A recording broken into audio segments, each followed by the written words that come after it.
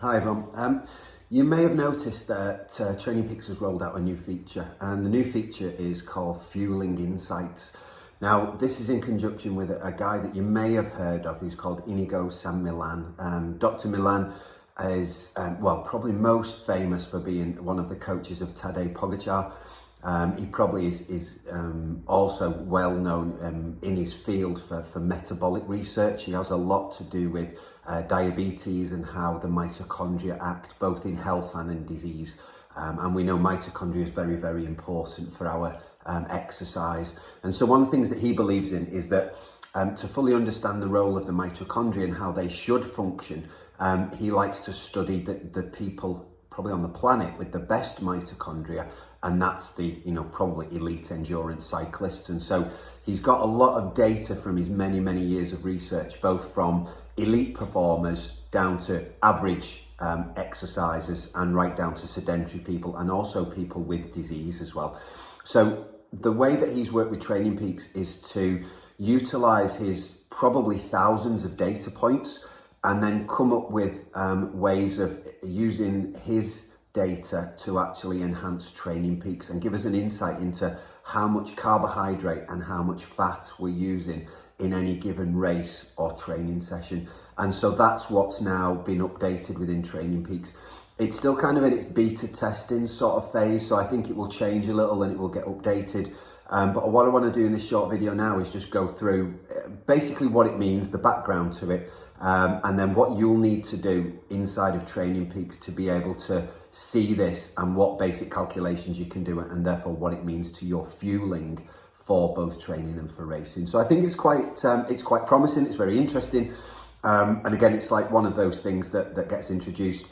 We can take on board what it says, not believe it fully, but certainly use that to help us strategize with how much carbohydrate to take on board, rather than just following the pros. And we see that there's, the original 60 grams of carbs many years ago became 90 grams if you use the dual fuel source of both glucose and fructose.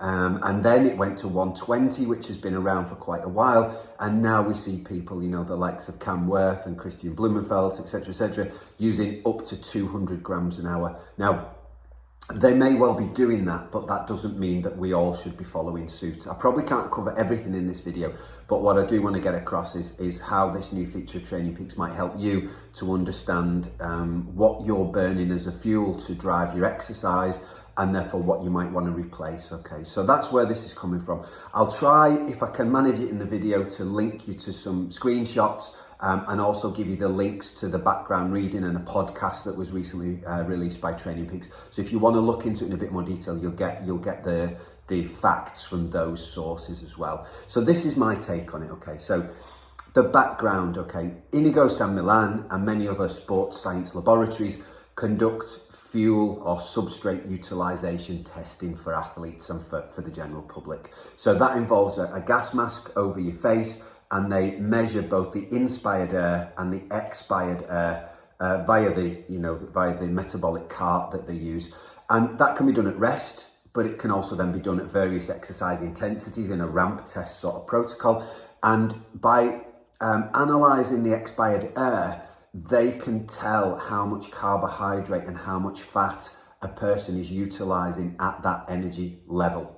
Okay, so if you go for lactate testing and VO2 max testing at a sports science laboratory or university, they can add this in as well at many of them, and that's something that I've done previously. So I know roughly what mine was, but it's now sort of 6 years ago, so I'm probably still not the same as that, but at least I've got that as a background.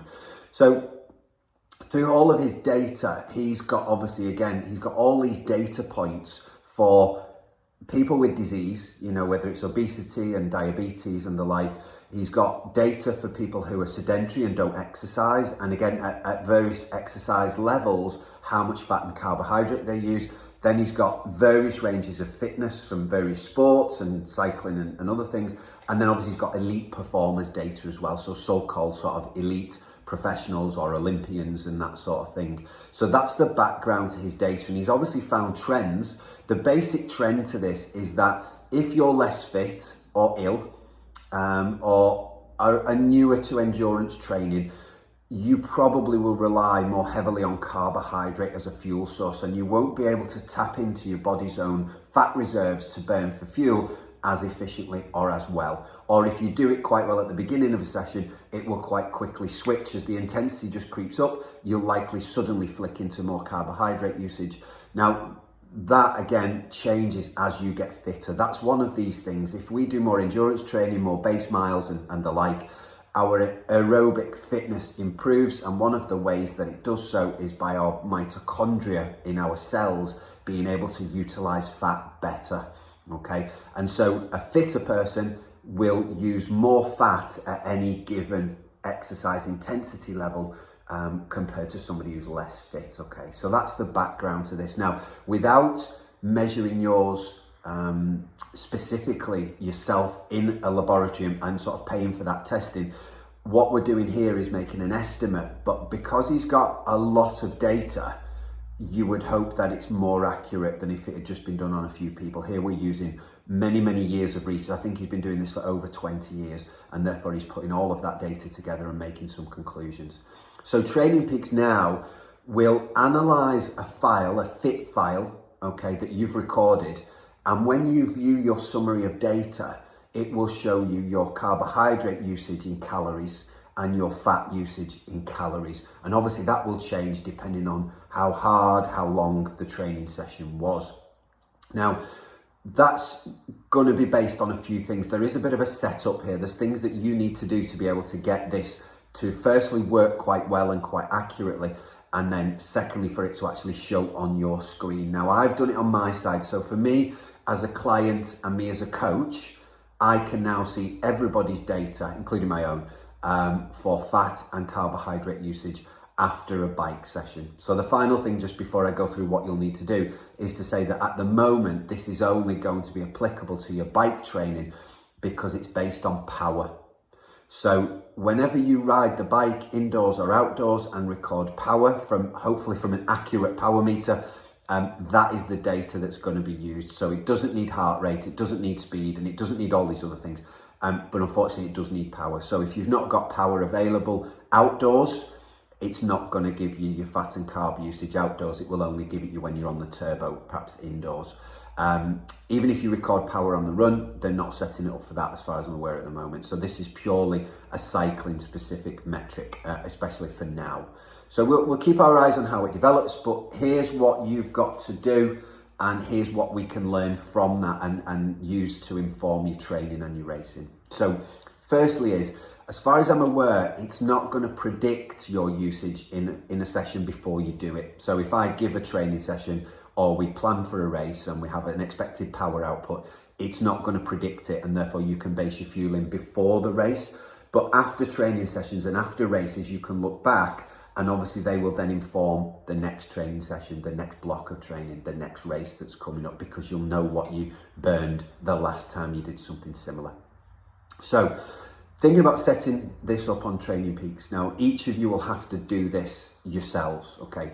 Firstly, within your settings, you need to make sure that your gender is correct, because the calculations for men and women are different. So hopefully that was done when you set up the account, but that's something that we need to make sure is correct. Now, this isn't in your settings, but this is in your calendar. If you click add to one of the days of the week and add your weight, I don't think it matters, but in kilograms, let's say, to any day of the week now, then this will begin to allow these carbs and fat usage data to be produced from that point. It's going to use your weight as one of the basic points to calculate this energy usage or substrate utilization. So you need to make sure that's accurate. So basically, click add, click metrics, and one of the sections under metrics is weight, and put in an accurate body weight for yourself at the moment. Now, I don't think it's worth changing that then in the future. If you're not recording this anyway and it's not something you measure on a regular basis, you're not likely to change by more than a kilo up, a kilo down, or something like that. In which case, I don't think we need to go into that minutiae and worry about your exact weight. If you were to lose a hell of a lot of weight, 5 kilos, then you probably want to change it. And similarly, if you were to put that amount of weight on. But once you've set that in your calendar, it will use your last input for weight for all the future calculations. So if you update it in a month's time, it will then use the new weight for the calculations. So that's the first two things: gender, which is in settings, and weight, which you input with the plus icon, go into metrics and add it like you would add a note, okay, or your availability. The third one is your rider profile. Now this is the one that's kind of new, and I still don't really understand exactly where the category boundaries are, but they've set up 4 categories of rider. One is elite, or Olympic level, or professional. So really none of us as an age group triathlon coaching company will need to select number 1. Number 2 is like a competitive upper end age group athlete, maybe even a professional that's not quite at the top level. So I'm looking at the data and comparing it to what I've got from my past metabolic testing. That one seems to suit me best, even though the description doesn't quite suit me. But for my fat utilization that I've measured previously, I think that one suits me, and I've had to play around with the different levels. It does change your number that comes out. Whichever category you choose, it will alter the figures because it's using his massive data, and they've obviously pooled people into sort of categories and come up with algorithms. So each algorithm is slightly different. Number 3 would be like a competitive club athlete, whatever that means. I think he says that, you know, something around like a category 3 cyclist, but for most of us that won't mean too much. And then 4 is somebody who's new to, you know, somebody who's fairly fit, fairly active, but is quite new to endurance sports. Excuse me. So you can select one, and you know, based on your best estimate, and it might be that we just have to alter that and play with that in the future and see what the numbers do and how they change. Certainly I've looked at 2 and 3 of the 4, and they do produce quite different results, and that's why just knowing what I've tested as previously has helped, because I think that puts me more likely to be the number 2 category than the number 3. I can't remember the exact descriptors for the categories, but we can look into that, and some of the links I'll give you will probably help you to choose one of those. Now let me try and think, where was that selected? I'll put a link as to how to find that, but that's basically, again, it's in your settings, and it's in the nutrition. So when you click on your settings, one of the left tabs says nutrition, and it's listed in there. Okay. Now the final thing that you need to do then is you need to be able to activate these categories so they come up on your summary after your ride. So at the moment, you don't have drop down tabs, you know, where it says things like time, speed, power, intensity factor, joules of energy burned, you know, average power, normalized power. It doesn't come up at the moment. You need to select under layout. So again, in your settings, go to layout, click on bike, and then under bike, you can move across these 2 new data fields, fat and carbohydrate usage, and move them to active. When you move them over and save and come out of it, any of your bike rides that meet that criteria of having power recorded, then and if you've input your weight as well, they will then start to appear. Okay, so that's what you need to do in the background, and then you need to record power. It's only going to obviously work if you record power. And obviously, if for some reason you have an inaccurate power measure or your meter goes a bit funny, we'll need to write off that data anyway, so it won't work there. So, summary of what you need to do. And again, I'll try and provide links to all this. I've done it. It's not too difficult, but it's just finding the right areas on the Training Peaks site. So 1, make sure your gender is correct on your profile. 2, input body weight into your diary on-screen calendar, click plus, click metrics, and add your weight for currently now. Rider profile, which is in your settings under layout, I think it was, and then, or was it nutrition? Anyway, we'll sort that out. And then finally, you need to activate these new data fields. So that is in layout. So the other one was nutrition. So under layout, under your settings, go to bike, and then move across these 2 new options of carb and fat utilization and drag them over. And then when you go back into your summary of data from a bike session, they should now be drop down options that you see. As I say, I can already see yours because I've done that on my coaching account, but you won't see it at your end at the moment till you've done that, okay? So what do you get? What's the point of this? So what it means is after any given session, now at the moment, from what I picked up, they're saying it's just using average power, but I think they've got to be looking at the distribution of intensity, because what we know is that the harder you work, the more reliant on carbohydrate you are. Now, a professional or somebody who's much more fit will use more fat as they go, but they'll still hit a point. And for most of us, when we get to threshold or sort of FTP, we're pretty much solely using carbohydrate. And that's why when I coach the Thursday evening session, I'm often prompting people to have ate well beforehand, or had a snack, or have gels, energy drink available to them in the session, because we know that when we're getting those LT2 workouts done on a Thursday, that we're relying most heavily on carbohydrate. There isn't much fat utilisation in those sessions, so we need that carbohydrate available then and there. So when you do a training session or you've done a race, when you look at the data afterwards, it's going to tell you, based on all those factors we've said, how much fat it's predicting you've used and how much carbohydrate. Now, the figure is presented to you in kilocalories, okay, so calories burned. So it might say 100 calories of fat and 500 calories from carbohydrate. Now, that's okay, but the two issues is, one is that's over the whole course of the event, which could have been 30 minutes or it could have been 3 hours. So we need to get it to like an hourly rate. That would be more helpful.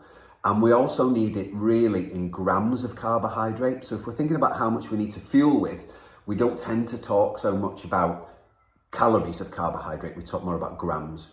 So what we need to know basically is that figure needs to be divided by 4. So if you've, let's keep it simple, you've burnt 400 grams of carbohydrate in 2 hours of training. So if we divide that by 4, we get 100 grams. So we've used 100 grams of carbohydrate over the 2 hours. So per hour, that would be 50 grams, okay? So you can scale that backwards and forwards. Obviously the grams of fat doesn't really matter too much, because we're not gonna fuel with fat. And we've probably, even the leanest individual has got at least sort of 30,000 calories of fat in the body at any one time. So we're not going to run short on fat. All we really want to do is the quick maths on the carbohydrate. So the example would be a bit more realistic. 800 grams of carbohydrate in a 2-hour session. Okay, so that's divided by 4 gives us 200 grams. Let me make sure I said that right. Okay, 800 calories from carbohydrate in 2 hours. Okay, we divide that by 4 because 1 gram of carbohydrate has 4 calories. So in the 2 hours, we use 200 grams of carbohydrate. We then want to divide that by 2 because we want to know the hourly rate rather than the whole 2-hourly session. So we divide the 200 by 2 and we get 100. So per hour, we burned 100 grams of carbohydrate. Okay. Now, Inigo San Millan's suggestions and the way that he sort of teaches and educates the pros and the like is to aim to supplement with 50% of what you're utilising. So we would, in that instance, make sure that we're getting 50 grams of carbs per hour. Now, you can see here in this simple sort of calculation that we don't really ever need to be too worried about taking too many calories in or sort of gaining weight while we cycle, because we're aiming to replace sugar and replace the carbohydrate, but well below the levels that we're likely to use it. And what will be interesting for everybody to do is look at this just out of interest at first, because I know that from my riding, even on an easy bike ride, I'm burning about 800 calories, well, probably about 750 calories an hour. And again, that's some fat use because I'm cycling fairly easily, but still quite a high proportion is coming from carbohydrate. And I often don't eat or drink on those fairly easy rides for an hour or 70 minutes or so. But we can often make up for that with our diet the rest of the day. Obviously in a race and with the more intensity within the sessions, it becomes a bit more critical from that point of view. And obviously if you still want to execute your zone 2 sessions really well, you're easier riding very well and not have to be raiding the fridge all day afterwards, it's probably better that we take on board more of these simple sugars, these simple carbohydrates while we're exercising, because we need to replenish as we go along. The quality of the training will probably be better. So that's in a nutshell. I know with me just talking it through, it's a little bit difficult, but what I'll try to do is provide you the screenshots and the links to help you get set up, and then just start to have a look at your data. And if anybody wants to then talk about it and ask questions and become a bit more involved with this, then by all means do. If for any reason you don't even want to set it up and don't want to consider it, that is obviously absolutely fine. The coaching that we're doing, the sessions we're giving, the advice we give about fueling is absolutely still appropriate. What it is going to do though on an individual level is it's probably going to help most of us become more confident that we don't need to be hitting these 200 grams of carbs an hour. Now, the reason, as a final note, the reason that a lot of the pros might be taking on so much is because the power they are pushing per hour is so much higher than ours and yours, etc. So, you know, my easy ride might be 200 watts, their easy ride might be 300 watts. And there might be people in this group where the easy ride is less than 100 watts. And therefore the calorie usage is less, and the carbohydrate requirement is less, because it is due to simply energy out. And the more power you push on the pedals, the more energy you're putting out, and therefore you need more to come in. And so we all need to scale our nutrition based on that. And so this will now start to give you a little bit more of an independent number that you can start to learn and work with and see how that goes in training then. So I'm quite excited about how we can utilize it and how we can use it to prescribe the fueling a little bit more individually for people. And again, without you perhaps even needing to have a nutritionist or go, you know, and pay money to other people to prescribe what you need in your sessions as well. I hope that's of interest. Message me with anything that I've not explained clearly. I've tried to do that as best I can, but there's a lot to get through. Read the resources, listen to the podcast, and then let's take it from there and see how we go as a group.